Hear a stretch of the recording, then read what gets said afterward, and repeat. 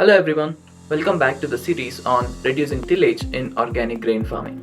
In my first episode, I talked about the design of our organic grain rotation systems, and my plan was to make a series of videos on cover crops, cash crops, and the overall impact of our rotation systems on the soil health. I tried making a video on cover crops, but I thought I didn't cover enough to publish that video. However, I got some good response from the farmers on my talk on soil health aspects that I recently presented at the Pick Tennessee conference in Tennessee.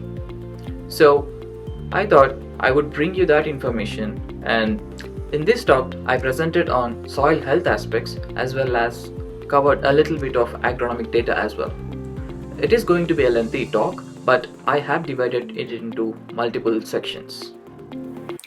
First of all, I'll be going through some history to set the background on how soil health gained traction in Tennessee, and then I'll talk about soil health in general, followed by I will talk about the implications of various conservation practices on soil organic carbon, and then I'll get into my own research on designing organic grain rotation systems and their impact on the soil health aspects, followed by we'll end it up with a sweet take-home message.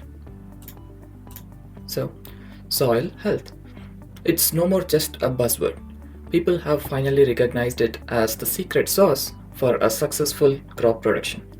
There is a lot to talk about it, and I might not have all the answers yet, but there are many professionals and farmers all around the world who have come a long way testing different ways to improve soil health.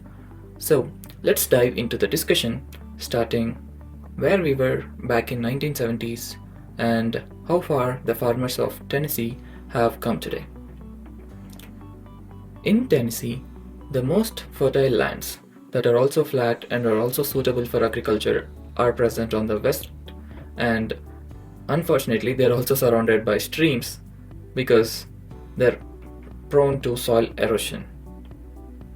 We did lose a lot of soil back in those times when there was heavy tillage, but there has been a lot of change since then. Nowadays, we are into no-till and conservation tillage practices. Thanks to this person, Don Taylor, and many other professionals who have done an excellent job communicating to our farmers back then. They have made our job very easy now. And Don Taylor over here is an extension agent who has worked closely with farmers communicating about the conservation practices, especially the no-till. Next, I would like to introduce soil health in general. So, to give you a better context, let me compare it with human health. So, when we look at the definition of human health in Wikipedia, I don't want to go through the whole definition, but if you look at the marked text in red color, for a human health to be good, you need to have a functional efficiency as well as you need to be considered as a living organism. And after that, you need to be able to adapt and self-manage to different environmental conditions. And over here, the environmental conditions might be physical, mental, psychological, and social. In a similar context, when we try to define soil health, we had to start back in time because initially, soil health was considered as soil tilth. It was just a physical property, whether if the soil was soft or if it would feel like a sponge when you hold it in hand, because that was allowing for a proper root growth and people were getting good yield. So the people considered whether you had good organic matter or if your soil, based on your soil color, people were defining the soil health. Slowly, as the technology progressed, people started looking deeper into the soil, which is the soil nutrients. So people started looking at the soil nutrients or the chemical properties such as the pH, cation exchange capacity, and so on, and people started calling it as soil quality. However, in this era, now we are calling it as soil health because if you look at the definition of soil health by NRCS, it is defined as the continued capacity of soil to function as a vital living ecosystem that sustains plants, environments, and humans under changing environments. Just like human health, it needs to function as a living ecosystem and it has to sustain different environments. So, how do we test soil health? Again, comparing to the human health, you would go to a medical professional, he would look at your symptoms, and based on the indicators such as soil temperature, blood pressure, and pulse rate, he would diagnose you. However, in the soil health aspects, you would go to an agricultural professional, and then the indicators for him would be the soil organic matter, acidity, and nutrients. All the indicators of soil health can be broadly classified into three major categories, and they indicate specific functions of the soil. For example, the physical parameters. Just like how the definition of soil health has progressed over time, let's say we can compare the physical components of the soil health to the soil tilth. How good the soil was to allow your root growth. So in the physical aspects, you would be looking at the root growth as well as that allows the improved productivity, right? Where if you have a good root growth, and also the drainage aspects of the soils, because you need to reduce that water lodging or runoff. And as we progress to soil quality, where we were looking at the chemical aspects, we would look at the pH because that limits the productivity if it is abnormal, as well as the nutrient availability. And this is mostly looking at the overall balanced soil chemistry. And as we moved further, and when we started looking at the soil health, we included the biological aspects into the study. And then now we are looking at the active and diverse microbial population to be in there, because that is going to enhance your nutrient cycling and then also promote soil aggregation and so on. However, all these three properties are again controlled by this soil organic carbon. Hence, it becomes very important. And how does that happen? Let's take, for example, soil organic carbon is nothing but the carbon that is present in the soil organic matter, which is coming from all the residues. If it is decomposing any organic matter that you put into the soil, when it decomposes, it is composed of, it innately composed of soil organic carbon. So this soil organic matter provides food and energy to the biological component of your soil health aspects. And this is the organic matter that stores nutrients in it. When that is decomposed, it becomes nutrients in the soil. So it is again contributing to the chemical aspects of the study. Followed by improved soil structure and water holding capacity. Because it allows those aggregates to be stable and aggregates to be formed, it contributes to the physical aspects of the study. And as an added benefit, organic farmers will be able to sequester carbon that's in the atmosphere and also gain the prospects of carbon markets in the future.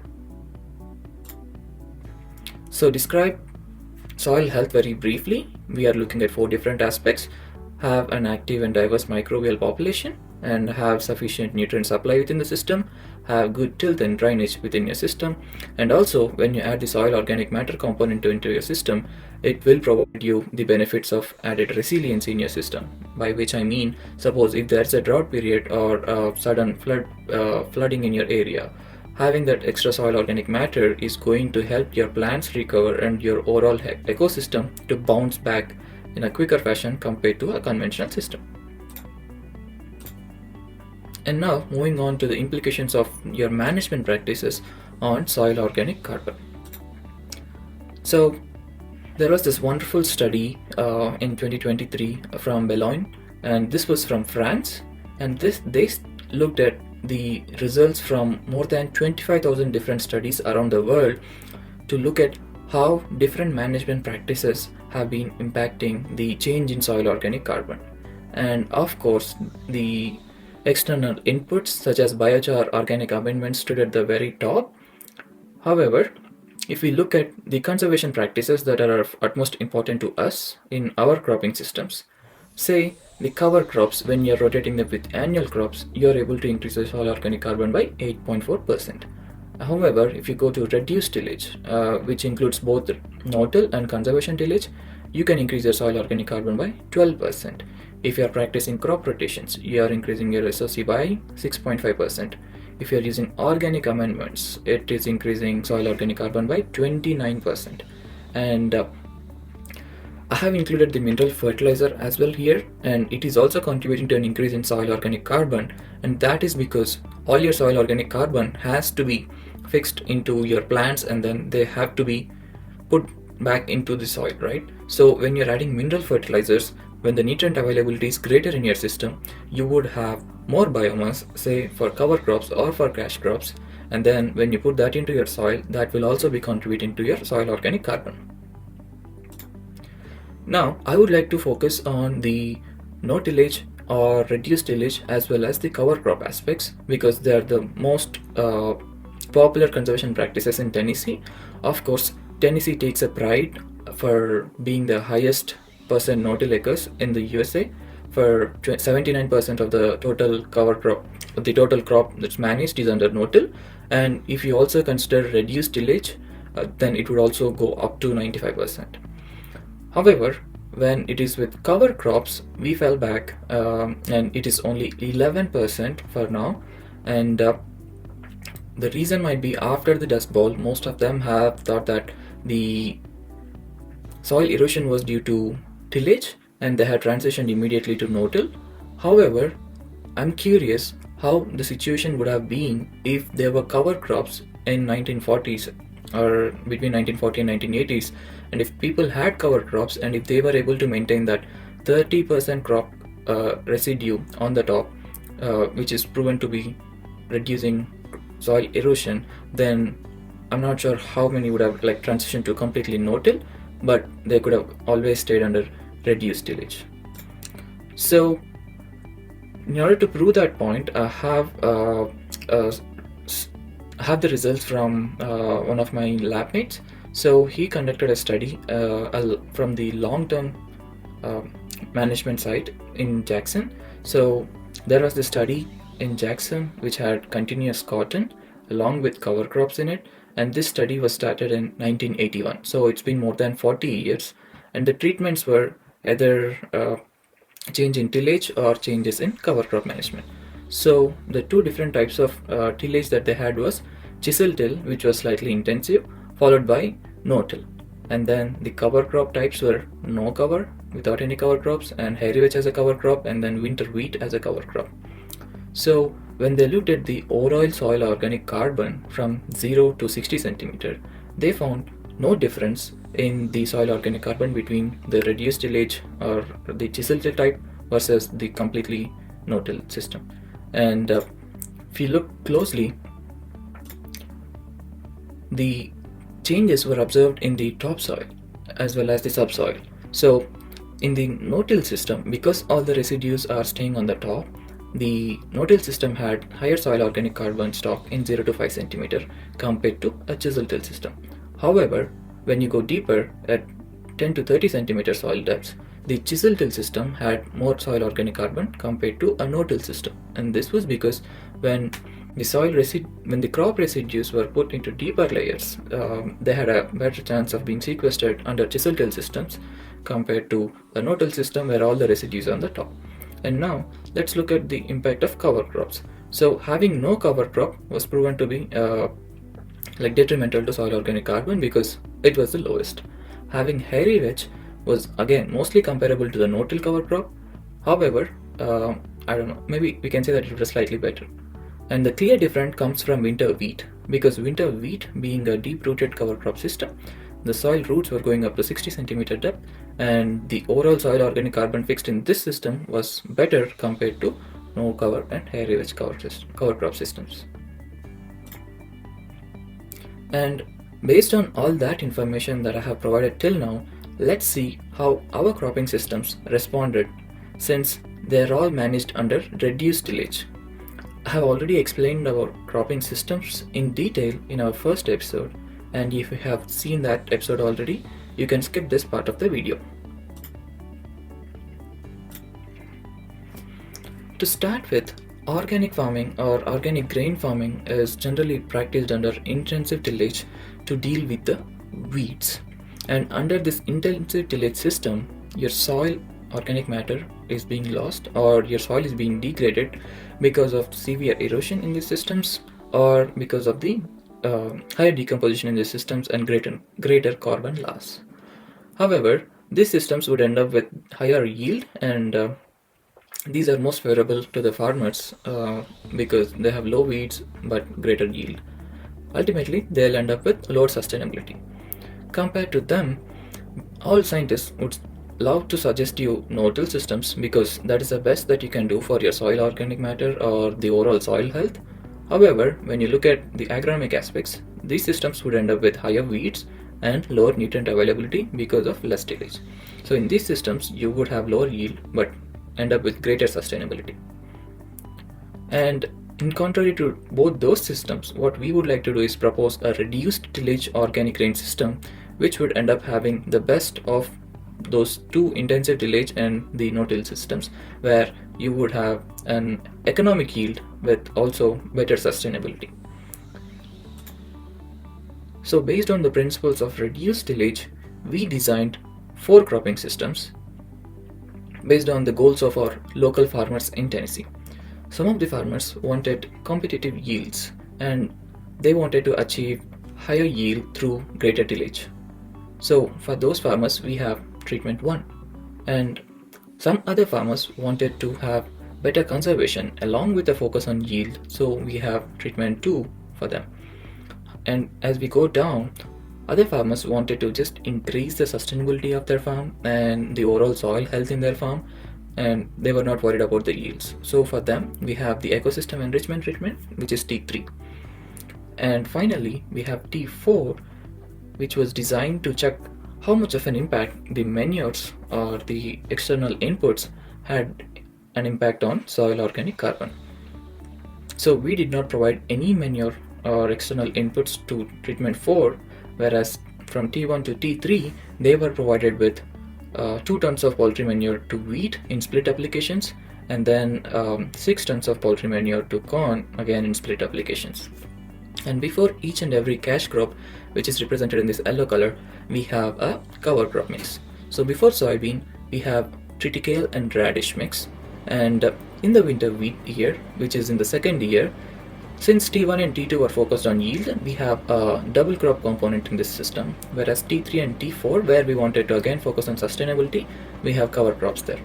Followed by in year 3, where we had corn, they were again cover crops. In T1 and T2, we had a cover crop mix of triticale, hairy vetch, winter pea and radish. In T3, it was just triticale and crimson clover. And in T4, we had red clover and timothy as a relay crop along with winter wheats, trying to start it as a very long-term cover crop to have better nutrient fixation in this system because there were no nutrients for corn. And all these 4 systems differ in their tillage. So the red color over here represents the tillage type, which is chisel till. And the blue color here represents disc tillage. As you go down, the green color represents the no tillage. So from T1 to T4, the concept was to increase sustainability by decreasing tillage. So you can see the amount of red color in this one going from T1 to T2 and T2 to T3. We transition from chisel till to disc till to no till. Again, if we use disc till, it became no till before soybean, so on.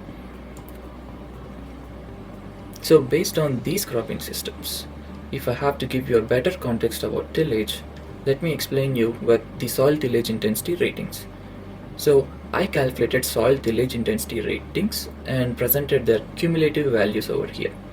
To know more about the soil tillage intensity rating, please visit NRCS website.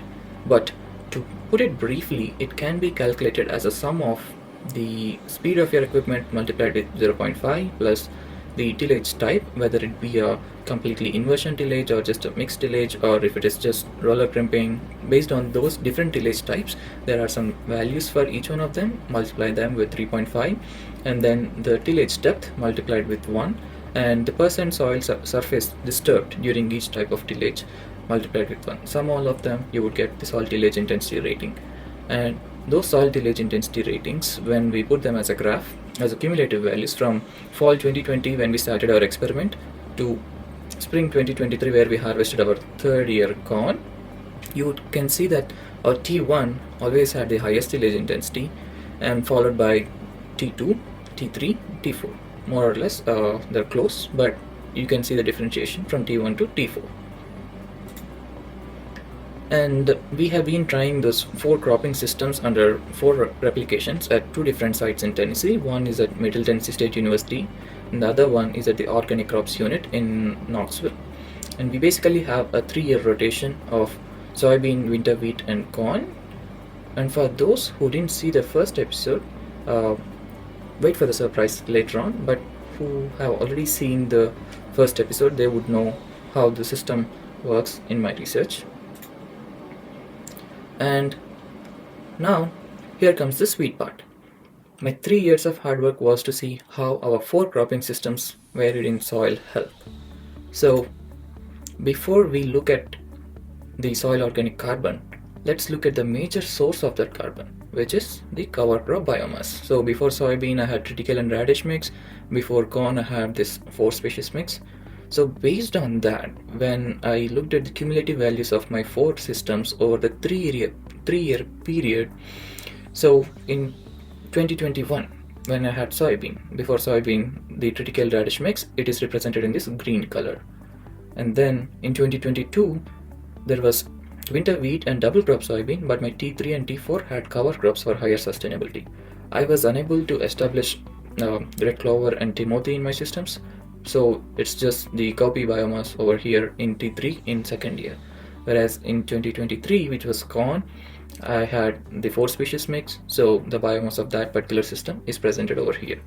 And based on this graph, the biomass is represented here in megagrams per hectare, but if you convert it into pounds per acre, the biomass for each season would be close to 8,000 pounds per acre in T1 to 4,000 pounds per acre in T3 and T4. So from T1 to T4, one thing is clear. As we reduce the tillage intensity, the amount of biomass of the cover crops also decreased, which means that the amount of carbon that should be getting into these systems would also be reducing. But guess what? The amount of soil organic carbon among the 4 systems never changed. And if you look at the soil organic matter on the y-axis, and all my 4 treatments represented in different colors, and they're separated by different depths: 0 to 5, 5 to 15, 15 to 30, and 30 to 60. And there were no differences among the 4 treatments related to the soil organic matter that was being fixed. However, the horizontal dotted lines over here represent the baseline values, meaning that the soil organic matter back in fall 2020 compared to spring 2023, you can see that there's an increase in soil organic matter in all these systems. There is also an increase in soil organic matter in 5 to 15 centimeter soils as well. And between 15 to 30 and 30 to 60, not much of a difference compared to the base sampling. But one thing was evident: soil organic matter increased in all these systems, but it was not according to the treatments that we thought it would increase. So I looked at another fraction of carbon, which is epoxy, that can be considered as an active carbon because it reacts to the management practices. So I have the different seasons on the x-axis over here, starting from fall 2020 to fall 2023 till we harvested corn, and the amount of active carbon on the y-axis. So if you see in soybean, because the soybeans were like not till very much, the soil organic carbon was almost the same. Whereas when we moved to wheat, because wheat is a small seeded crop, we had to increase the tillage, or we had to plant them only after tillage in all the systems. So the soil organic carbon can be seen decreasing as a trend. And when it was the time for the fall 2022 harvest of double crop soybean, the soil organic matter, the active carbon remained the same. But when we went into the third year, where we were growing cover crops again, you can see that the the active carbon increased in spring 2023 after cover crop termination.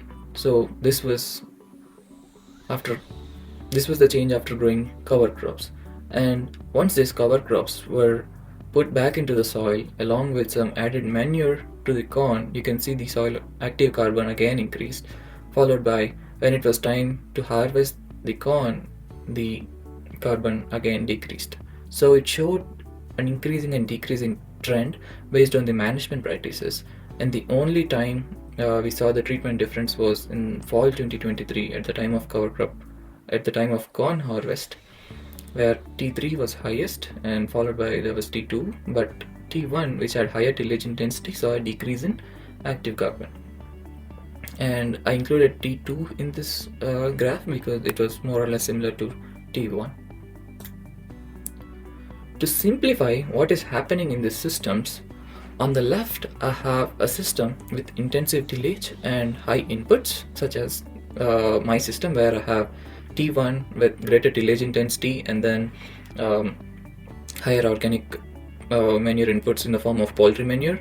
On the right over here is a reduced tillage no input cropping system, which can be related to my treatment 4. And the arrows over here represent either an increase or decrease in a particular factor, and the red color around the arrow represents that it is bad to enhancing soil health, whereas the green color represents it is good to improving soil health. Starting with microbial respiration. So in an intensive tillage system, because you're increasing tillage and then decomposing the matter, you're readily making available the residues for the microbes to be respired. And when there's a higher microbial respiration, you're decreasing your soil organic carbon, so it is becoming bad. Whereas in a reduced tillage system, the microbial respiration is lower because of lower disturbance of the soil. So all the residues on the top and your microbes don't have good access to the residues. Next, coming to the soil aggregates. It is obvious that when you're tilling, you're decreasing your soil aggregates because you're breaking them apart, and then it is also bad to your soil health. But in a reduced tillage no input system, your soil aggregates are intact and it is also good. And coming to the input quality. So over here I was trying to mention about the manure inputs. So over here in the intensive tillage and high input system, we are providing manure as input over here, which is lower C/N ratio manure inputs. So to put it in simple words, this low C/N ratio inputs are like candy for the microbes, so they can easily decompose them and easily respire them. So here, though you have a higher biomass system, or though you are providing manures, those are all candy, just to the kids, they can finish them off easily. However, when it comes to the reduced tillage no input systems, the only inputs that you are giving them is through the biomass, which is grass or the higher C/N ratio input. So for the inputs in this particular system, the C/N ratio would be around like 80, and this thing can be related to broccoli. So if you provide candy and broccoli to a kid, what would they eat first? So there's your answer. And when we come to the biomass and the manure inputs, I included them here as the total amount of carbon inputs that you are providing into the system. So overall, because you have better establishment in these systems, because you are tilling, you are able to establish your cover crops every year. Whereas in the reduced tillage system, because the cover crop seed is so small, and under no-till conditions, when we tried to plant those cover crops, we were not getting a good establishment. So the cover crop biomass was low in the systems and there were no inputs. So when it comes to biomass and manure inputs or providing carbon to the systems, your T1 or the higher tillage intensity system did a better job. And to talk a little bit about the vertical stratification of soil organic carbon, I wanted to discuss more about where you are putting your carbon. So under reduced tillage system, since all your residues are on the top, your organic carbon is increasing on the top, but that can always be vulnerable, because though your residues on the top, your microbes are also there on the top.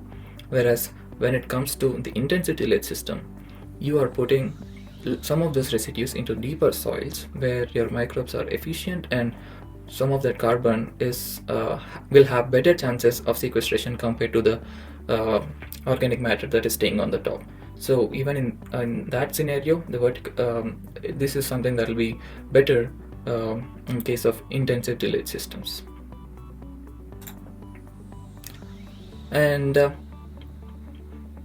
the reason why we might not have seen any differences among the treatments yet is one thing that might be because it is a short-term study, but I would give most of the credit to microbial respirations, because in these systems, because of higher tillage, though you're putting a lot of carbon into these systems from your higher cover crop biomass or your manure inputs, the respiration in these systems is leading to more soil organic carbon loss compared to the reduced tillage systems.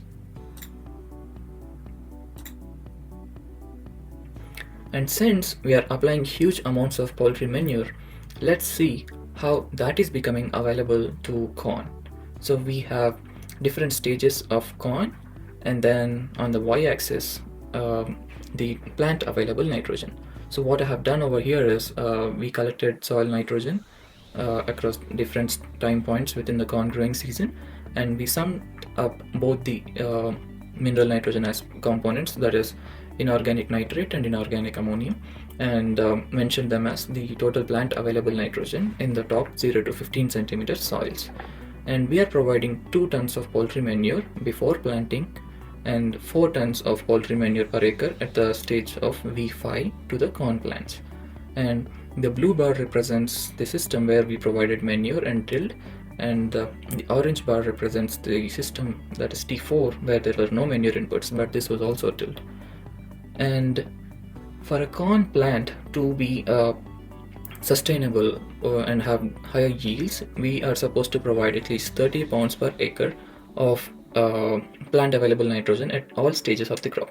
And of course that might be higher at some growing stages of the corn, but if you're able to provide 30 pounds per acre, then that would be more than sufficient. And if you look at the manure applied versus no manure systems, the no manure system, because there were some cover crops and then once they were tilled, they are able to provide the nutrient requirement of corn up to a certain vegetative stage in the corn. However, after that, the soil organic carbon in these systems decreases to the bare minimum, where it cannot sustain the productivity of the corn to your expected levels. However, in the manure applied systems, this has become way high in these systems. Though it is providing you with sufficient, it is more than sufficient, and this might be causing some nutrient pollutions in the long run. So our plan is also to decrease the total manure inputs to corn by half in the upcoming years. And here is the bonus part of my presentation. So we have 4 cropping systems, and the chart represents the cumulative value of cash crop yields over the 3-year period in soybean, wheat, corn rotation system. And on the left over here I have the designs of our 4 cropping systems. So starting with soybean in year 1, the full season soybean represented in this yellow color, we were only able to establish this soybean in our year 1 in treatment 1 alone, whereas treatment 2, 3, 4, which were under reduced tillage, of which is like no-till, which was managed by roller crimping, we were unable to get a good establishment of our soybean in these systems because the soybean seeds were not getting a good contact with the soil. So all the soybean seeds were on top of the residue, and we did not end up with any yield in the other treatments. We only got the yield in T1. Going to winter wheat in year 2, you can see that in T1 it is at the highest, whereas in others it is slightly lower. And it is because in the T1 it is under chisel till, whereas in all the other treatments it is under disc till. And the double crop soybean, so this is a huge success from our cropping systems, and we are conducting more research to explore into this. We saw a good double crop yield in both the treatments, no matter what they were, how they were managed, if it has this till or no till, as long as we were able to put the soybeans in the soil and have good contact with the soil, we got good establishment of soybean. So what we changed compared to this full season soybean was we used a planter with trash kickers or row scrapers. So over here in the second year when we were planting soybeans, we used a different planter and we got good establishment of this double crop soybean, so forth, the good yield in these systems. And moving to the third year corn, all the systems were managed through tillage except that it was slightly lower in T3, and the yields of corn in all these systems, T1, T2, T3 were mostly similar, except for in T4 it was lower because by the end of the third year the nutrients in that particular system were completely deficient. And here is the surprise. So if you didn't see the first episode, I have 3 different kinds of rotations, and our ultimate goal was to also see if a farmer wants to transition to organic farming during this 3 year period of transition, what would be the best rotation? Should he start with soybean in year 1, wheat in year 2, and corn in year 3, or should he start with wheat in year 1 followed by corn in year 2 and then soybean in year 3, or like shown in this first panel, should he start with corn in year 1, go to soybean in year 2, and then end up with wheat in year 3? One thing was clear, like the treatment effects were like clearly evident in these first 2 systems, whereas in the third system, where we were able to establish the full season soybean in the 3rd year by using a different planter, the differences were not very much. But we can clearly say that the differences in yields across these 3 different rotations were mainly coming from either the management practices or due to the differences in the overall weather conditions during that period. So because we had drought in year 1, our corn yields are very less. If you see this bar, the green color bars in year 1 are very less compared to year 2 and year 3, so on. So the weather parameters had a huge role. And finally, coming to the take-home message, starting with the soil. So our cropping systems had a couple of management strategies, and these strategies can be classified into the ones that can add soil organic carbon and the ones that can remove soil organic carbon. And when you weigh both of them, we are happy to say that the soil organic carbon addition was more compared to the removal, as you can clearly see, or you have seen an increase in the soil organic matter previously in our previous slides, where you saw there was an increase in soil organic matter compared to the baseline data. And if you look at it in detail, the practices that are adding soil organic carbon are having cover crops, crop rotation, and organic inputs. So cover crops take carbon dioxide and directly fixed into biomass and put it into soil, whereas crop rotations increase your microbial population and also diversify them, so resulting in efficient nutrient cycling and then increasing soil organic carbon. Organic inputs directly place soil organic carbon within the system. And to the factors that are removing organic carbon are the tillage and the severe weather conditions.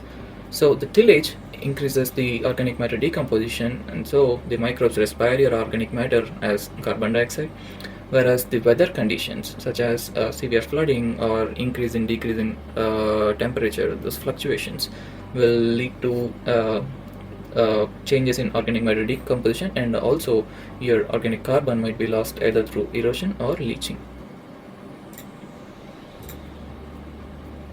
And to summarize everything, so related to the soil health, my take-home message would be that all the conservation practices such as reduced tillage, cover cropping, and rotation enhance the soil organic matter, overcoming the soil organic carbon loss from tillage.